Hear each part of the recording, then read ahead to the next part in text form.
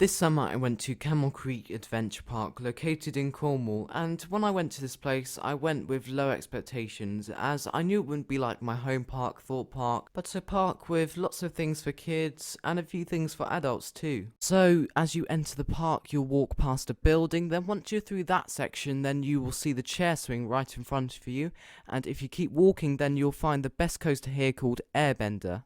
Now, even though this coaster is very common and isn't anything unique, I quite enjoyed it because the first drop actually surprised me a lot. I was bracing myself for a jump, but nothing actually came. The whole ride was actually quite smooth and there were no over-the-shoulder restraints to be seen. After that first drop, you go into a slow turnaround, which is not great, but it doesn't last for too long, so it doesn't really matter.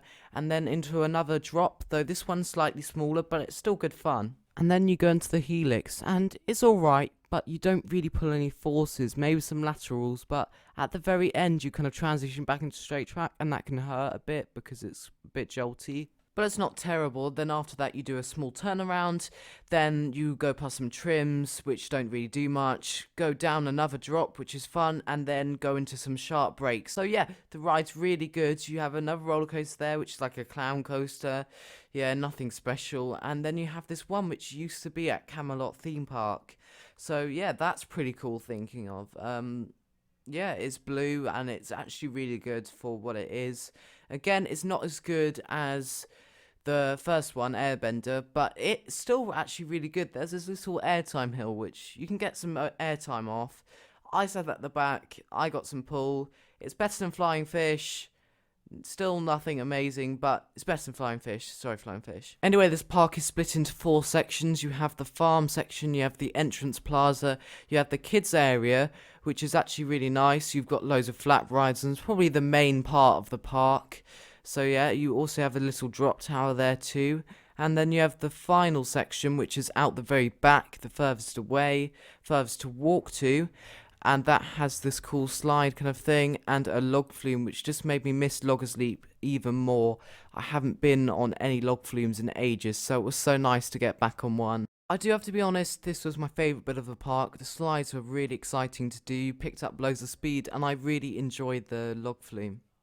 Due to the current situation we're in, they had to put some measures to keep everybody safe, so they did it really well. So they cleaned all of the ride seats after every single cycle, and also they had hand sanitizing stations everywhere and social distancing markers on the floor, so they did really well with that. So do I recommend going to Camel Creek Adventure Park? And I really do if you're in a family of younger children, because if you're older, yes, you do have the log flume and you have the roller coaster there, Airbender, and the slides, though if you're younger you have so much more there. That kids area is absolutely amazing for them because there's so many things there. Literally, I was so surprised. There's slides, flat rides, and also there's a farm there too. And the farm at Camel Creek's actually okay because you have llamas, you have a pet's corner kind of area, and you also have like a reptile section. So yes, the park is mostly aimed towards younger audiences, though for adults and teens there are still a few things to do, like those things I mentioned earlier. It's a nice park with a nice atmosphere, and that Airbender ride really surprised me. Anyway, thank you so much for watching. I really do hope you enjoyed the review, and I will see you next time.